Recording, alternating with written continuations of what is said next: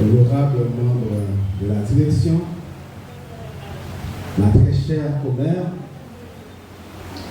autorités civiles, militaires, religieuses ici présentes, mes très chers filleuls, membres de la presse traditionnelle et en ligne, honorables représentants de Cœur à Cœur Production, en l'occurrence Maître Renaud Michel, membres des différentes délégations, parents, amis, professeurs, mesdames, messieurs.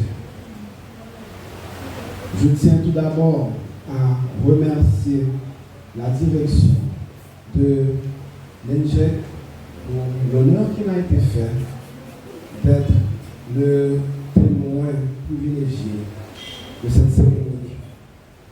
Et je vous remercie tout aussi bien d'avoir choisi une marraine aussi compétente et aussi impliquée socialement pour être ma commère.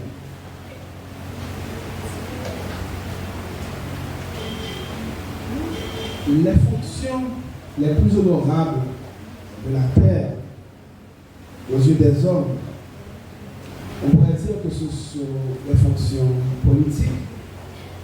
Probablement, certains d'entre vous penseront qu'être président, qu'être ministre est la fonction la plus honorable.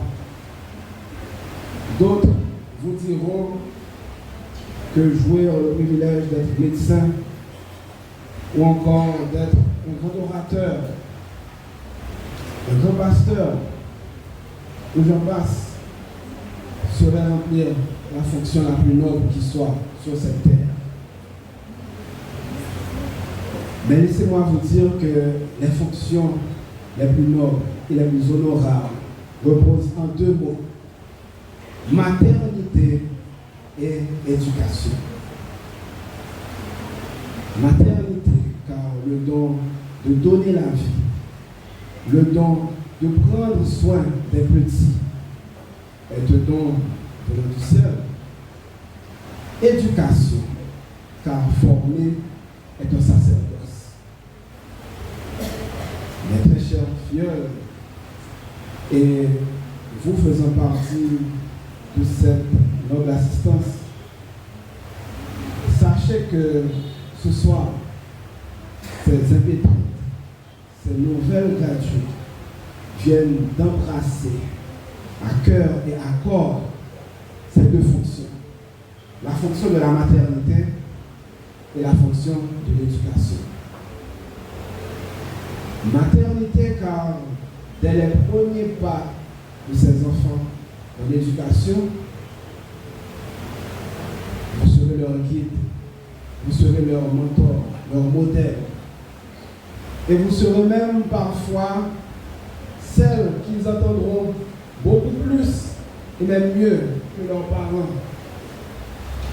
Maternité, car vous devez être symbole de tendresse, vous devez être symbole d'assurance, de sécurité. Maternité, car vous devez être symbole de vie. Éducation, parce que, à travers vous, les petits verront les premiers balbutiements de l'instruction. Éducation, parce qu'à travers vous, les petits feront leur premier pas sur le chemin de la connaissance. Vous êtes femme. Vous avez en vous l'essence même de l'excellence, de la ténacité. Vous êtes femme. Vous avez en vous la solution aux problèmes insolvables de l'existence, tels l'ignorance, la haine, la médiocrité. Vous êtes femme, donc vous êtes la lumière. Vous êtes femme, donc vous avez en vous l'essence divine. Oh, cela fait monter à mon esprit un chant de Corneille qui a fait un syllogisme dire osé, mais quand même assez tentant.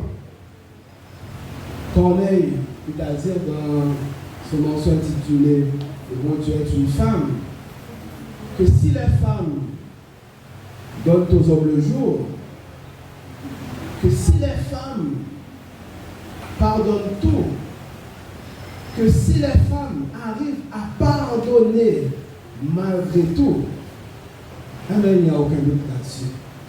Le bon Dieu est sans doute une femme. Je ne vais pas m'embarrasser dans un débat théologique. D'ailleurs, il y a quelqu'un ici qui s'y connaît mieux que moi. Mais vous n'allez pas me condamner non plus de faire montre de féminisme. Car, ayant grandi dans une famille avec 3 sœurs, pas de frères, car étant moi-même père de 2 filles, et me faisant toujours accompagner de ma charmante épouse qui est avec moi, je pense que je suis quand même bien placé, en plus du fait que je sois gynécologue, pour connaître et pour faire valoir ce que les femmes sont.